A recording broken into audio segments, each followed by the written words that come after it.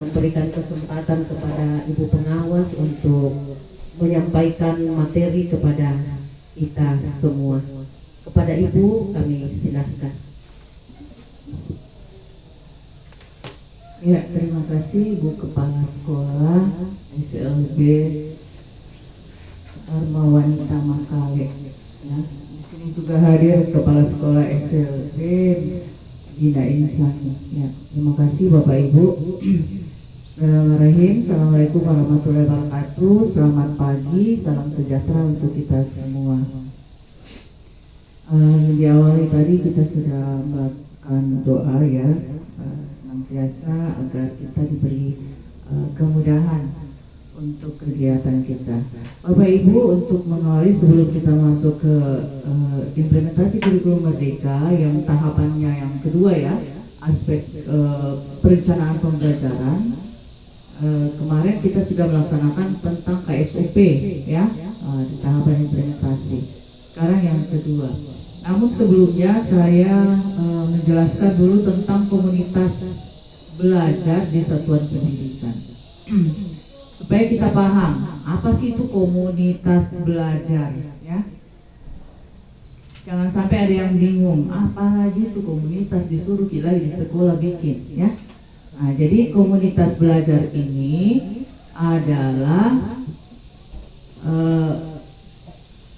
komunitas belajar dalam sekolah. Jadi sekelompok pendidik dan tenaga kependidikan dalam satu sekolah yang belajar bersama-sama, ya, bersama-sama dan berkolaborasi secara rutin, ya, dengan tujuan yang jelas dan terukur untuk meningkatkan kualitas pembelajaran sehingga berdampak pada hasil belajar peserta didik. Nah, saya ingin bertanya di sini, sudah ada komunitas belajar? Belum. Jadi hari ini kita bentuk ya. Komunitas belajar itu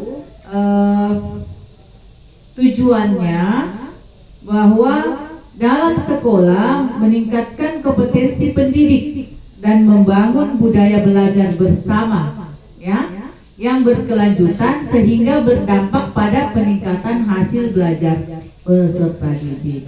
Nah, komunitas belajar dalam sekolah sangat penting karena komunitas belajar menjadi wadah untuk merealisasikan terjadinya kolaborasi antar pendidik belajar bersama ya, tidak terisolasi. Ya, pendidik sepakat tentang standar umum seperti pembelajaran yang efektif, ya, rubrik indikator penilaian pendidik, bersepakat bahwa pendidikan semua peserta didik adalah tanggung jawab kolektif. Ya, seperti ini yang kita lakukan kemarin adalah kita belajar bersama di PMN. Nah, itu sebenarnya sudah kita berada di komunitas belajar. Cuman komunitas belajar itu ada aturannya, ya. Ya, dengan adanya komunitas belajar dalam sekolah, ketimpangan kompetensi antar pendidik dapat diminimalisir. Contoh, yang tidak tahu rektor, ya, tidak bisa menggunakan IT. Karena dengan adanya komunitas belajar itu kita saling membantu, ya. Tidak ada mengatakan bahwa oh saya lebih pintar, saya lebih bisa, tidak. Tetapi bagaimana teman yang bisa IT membantu teman yang belum bisa IT. Paham ya? Ya, jadi kita sebenarnya sudah melakukan, tinggal kita dikukuhkan ya secara administrasi ya. Nah, sebenarnya di Makale ini sudah ada komunitas belajarnya karena selalu belajar bersama, cuman belum ada namanya dan SK-nya ya. Ya, di sini dengan adanya komunitas belajar, proses belajar dalam komunitas ini terjadi secara berkelanjutan. Jadi jangan saja nanti ada pengawas baru adakan pembelajaran bersama. Nah, itu komunitas belajar itu dilakukan ada waktu yang kita tentukan dan sepakati, gitu. Jadi mau setiap hari jam pulang pembelajaran 1 jam 2 jam itu harus disepakati dan dituangkan di dalam aturan, ya. disepakati dalam kesepakatan, aturan kesepakatan dalam komunitas kita di sekolah ini. Jadi di sini membentuk ekosistem dan budaya belajar yang pada akhirnya akan berdampak pada peningkatan kualitas pembelajaran dan hasil belajar peserta didik. Sehingga nanti ketika ANBK siswanya tidak ada lagi nilainya yang merah, ya, yang kurang ya. Itu semua berubah menjadi baik, ya seperti itu. Jadi ada 3 ide besar yang mengoptimalkan terbangunnya komunitas belajar berpusat pada murid di sini, yaitu satu, kita di komunitas belajar ini harus berfokus pada pembelajaran. Nah, jadi seperti apa pembelajaran yang baik yang kita berikan kepada siswa. Setelah itu kita komunikasikan, oh mungkin hari ini ada kejadian di kelas. Nah, kita sharing dengan teman, ya gitu. Apa yang bagusnya, apa yang sebaiknya kita berikan kepada siswa itu, ya seperti itu. Nah, di sini yang kedua, membudayakan kolaboratif dan tanggung jawab bersama. Walaupun di tugas belajar kita, murid kita dikasih si A, tapi karena si B ini ada masalah yang harus kita tangani, kita harus tangani bersama karena itu adalah tanggung jawab bersama. Ya, jangan bilang itu karena wali kelasnya itu, kita tidak mau ikut campur, tidak. Karena itu siswa kita di sekolah ini adalah siswa kita bersama, ya. Hanya tugasnya supaya kita lebih fokus kepada anak, makanya dibagikan ada pembagian tugas mengajar. Nah, begitu. Yang ketiga, berorientasi pada hasil belajar peserta didik. Kita harus memikirkan secara bersama, ya, supaya anak-anak kita ini maju bersama, mendapatkan pelayanan yang optimal, ya. Nah, seperti itu. Nah, di sini ada perbedaan. Apa perbedaan komunitas belajar dalam sekolah dengan komunitas belajar antar sekolah dan komunitas belajar yang ada di PMM? Ya, ada ya? Nah, ada komunitasnya. Nah, coba kita lihat. Kalau komunitas di belajar dalam sekolah yang sudah kita lakukan saat ini, bisa kita buat dalam bentuk mata pelajaran ataupun kekhususan ataupun kelompok belajar per fase yang dibahas, ya. Itu kesepakatan, tergantung apa kita mau jadikan ke kelompok belajar kita ini, ya, komunitas belajar kita di SLB ini. Nah, di sini kalau komunitas belajar tidak boleh lebih dari 10 orang satu kelompok, ya, di komunitas belajar di dalam sekolah. Kalau kita misalnya ada 15 orang, jadi kita bagi 2 kelompok, ya. Ataukah bisa kita misalnya fase A, B, C itu satu kelompok, yang B, C, D, F-nya itu ya, sampai SMA, SMP itu kan ada 3 juga fase, ya. Nah, itu bisa kelompok 2. Nah, jadi terserah kita mengaturnya seperti apa, itu tergantung kesepakatan dan di SK-kan. Ada SK-nya, ya, supaya kita tertib, ya, tertib melaksanakan. Jadi jangan ada yang melaksanakan, ada yang tidak, karena ini adalah kesepakatan bersama, ya, ya seperti itu. Nah, di sini komunitas yang di di luar sekolah, mana tadi? Kalau komunitas di luar sekolah itu seperti MGMP, ya, ini seperti MGMP yang ada di KKG, ya, KKG kita yang ada di SLB wilayah berapa kita di sini? Wilayah 4. Nah, itu tolong diaktifkan karena ini juga merupakan komunitas belajar pada kurikulum merdeka PMM, ya, di sini. Nah, ini terdiri dari beberapa sekolah ini. Kalau yang komunitas belajar antar sekolah, yang itulah KKG yang kita lakukan selama ini, dan itu tolong diaktifkan. Itu biasanya 1 bulan sekali, ya, diagendakan pertemuan untuk bersama dengan KKG, ya. Misalnya komunitas belajar, fasilitator atau penggerak komunitas sekolah penggerak, ya, itu ada komunitasnya.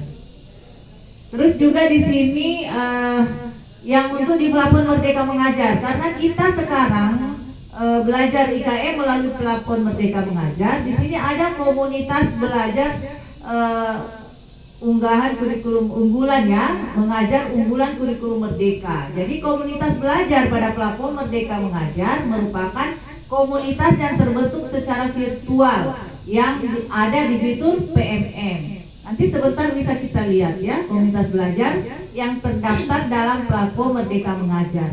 Jadi dapat berubah komunitas belajar dalam sekolah maupun komunitas antar sekolah saat terdaftar pada Pelapon Merdeka Mengajar, maka komunitas tersebut menjadi komunitas daring yang dapat mewadahi komunitas belajar untuk melakukan aktivitas belajar bersama tanpa ada batas jarak dan area.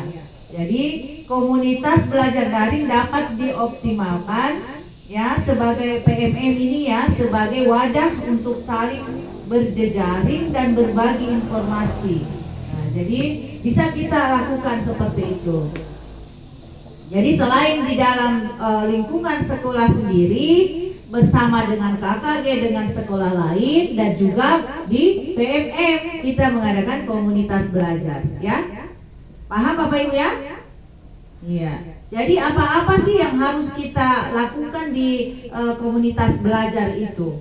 Nah, kalau kita berbentuk mata pelajaran ya tentu semua yang mata pelajarannya sama itu bidang studi itu berkumpul bersama. Tetapi karena kita SLB ya kita sesuaikan kebutuhan kita ya.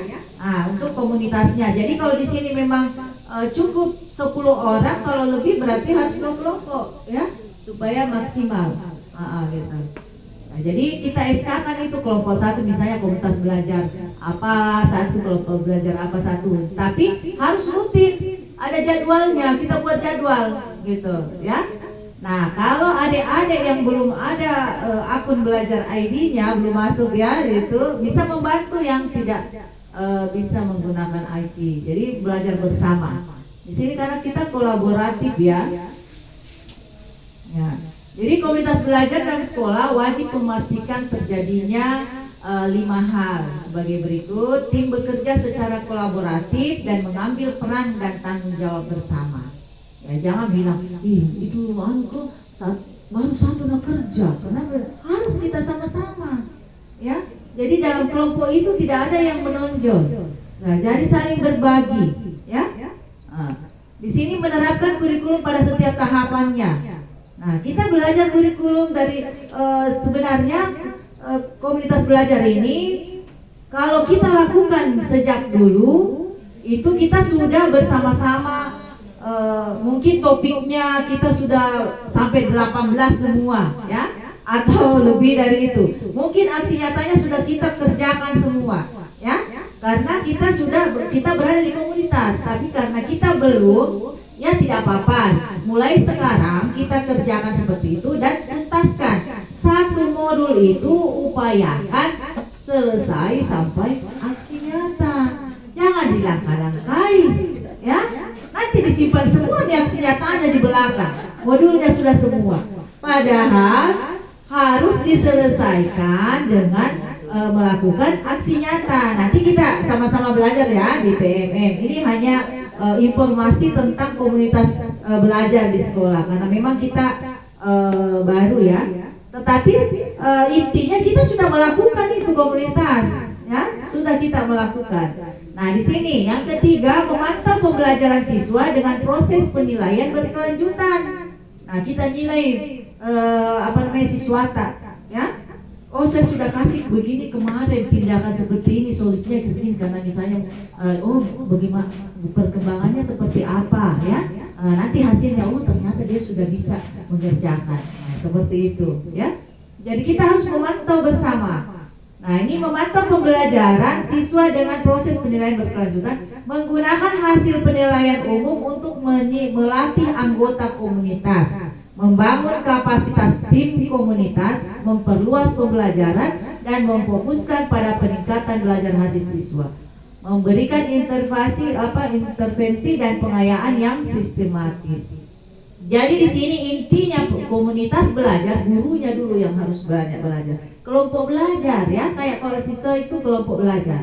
Jadi ada 5 orang, 10 orang ya, itu mengadakan kelompok belajar. Membahas apa? Misalnya hari ini kita membahas CP ya. Kita perlihatkan di peran kata. Jangan malu-malu. Tidak ada acara malu-malu di sini. Tolong, misalnya saya kelas Ibu, saya sudah bikin ini CP fase A misalnya ya, CP ATP fase A. Saya buat. Kalau CP kan sudah ada ya, tinggal kita membuat TP dan ATP-nya. Nah, saya sudah bikin seperti ini. Ya, sudah cocok ini kira-kira. Itu dibahas di komunitas belajar supaya kita sepakati, oh bagus barangkali kalau begini, ada yang mau berusaha lagi, oh ditambah-tambahi seperti ini, kan seperti itu untuk kesempurnaan, karena kita akan memberikan kepada siswa, ya cocok nih barangkali itu nih kita lakukan bersama, atau itu nih kita sepakati. Nah itu tujuannya, bukan bilang, siapa kami lakunya dia tidak bagus, bukan, ya. Ini komunitas belajar, kita sepakat di sini, berkolaborasi ya. Nah, selanjutnya di sini apa sih yang kita kerjakan di berikut ragam aktivitas ya, ragam aktivitas kita yang ada di komunitas. Jadi sini bersama-sama menyiapkan dan mereview RPP atau modul ajar. Jadi perlihatkan ki modul ajar sama teman-teman karena kita ini bukan dikatakan mau cari salah benarnya, tapi bagaimana caranya RPP yang kita buat ini sudah cocok kita berikan kepada anak. Nah, misalnya kalau terlalu tinggi, ada yang nanti bilang, jangan karena itu siswanya begini. Nah, karena kita punya tanggung jawab bersama. Makanya itu gunanya komunitas belajar. Ya. Jadi di sini kita apakah yang kita susun itu sudah benar atau sudah cocok nih dengan usia anak yang tidak bisa menulis, ya? Tidak bisa menulis, baru kita mau paksakan di RPP di situ, di modul ajar di situ harus menulis. Nah, gitu. Jadi kan ada komentar nanti dari teman. Ya, sepaham ya? Sepakat ya? Ya, di sini terus mendiskusikan rubrik penilaian bersama dengan anggotanya. Ya, itu yang kita lakukan ya. Berbagi masalah, misalnya di kelasnya ini ada masalah ini, kita berbagi menceritakan masalah itu ke teman. Atau bagaimana ya solusinya seperti itu. Ya, oke ya. Nah, saya kira Bapak Ibu di sini sudah senior semua, jadi tinggal kita bagaimana berbagi. Nah ini ada di sini bertukar berbagi praktik baik. Misalnya Ibu Berta sudah memberikan aksi nyata, misalnya membuat kartu kalimat ya atau kartu kata ya, membuat. Nah, dia memberikan kepada anak yang tidak bisa menulis ya kartu kata ya. Jadi diajarkan membaca kepada siswa. Nah, itu dia sharing sama kemarin saya berikan siswaku ini ternyata dia bisa, dia tunjuk, dia paham, seperti itu. Nah, itu kan kita berbagi praktik baik. Bisa kita gunakan juga seperti itu di kelas kalau memang kita merasa kayaknya cocok juga di kelasku, nanti besok saya coba misalnya ya, saya lakukan aksi nyata ini seperti ini. Nah, itu kan kita ini yang guru yang sebenarnya yang harus mengeluarkan ide-ide yang selama ini terpendam tidak terbuka, karena kalau kita mau sampaikan ke teman malu-malu nanti Nabila ini salah, tidak ada.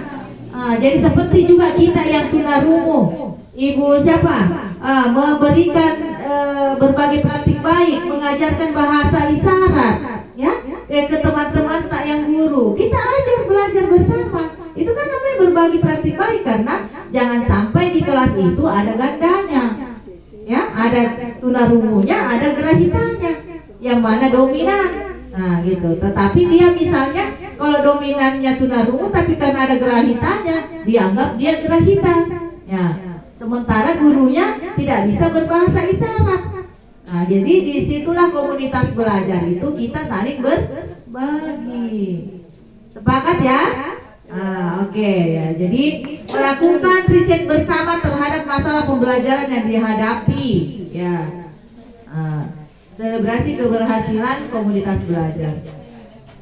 Jadi intinya bahwa dalam penyelenggaraan komunitas belajar agar dapat berjalan secara efektif ada hal-hal yang harus ketat dan fleksibel. Hal yang harus ketat yaitu wajib dilakukan, misalnya pertemuan harus rutin setiap minggu, setiap hari itu dijadwalkan, ya. Seperti itu. Jadi, apa sih namanya?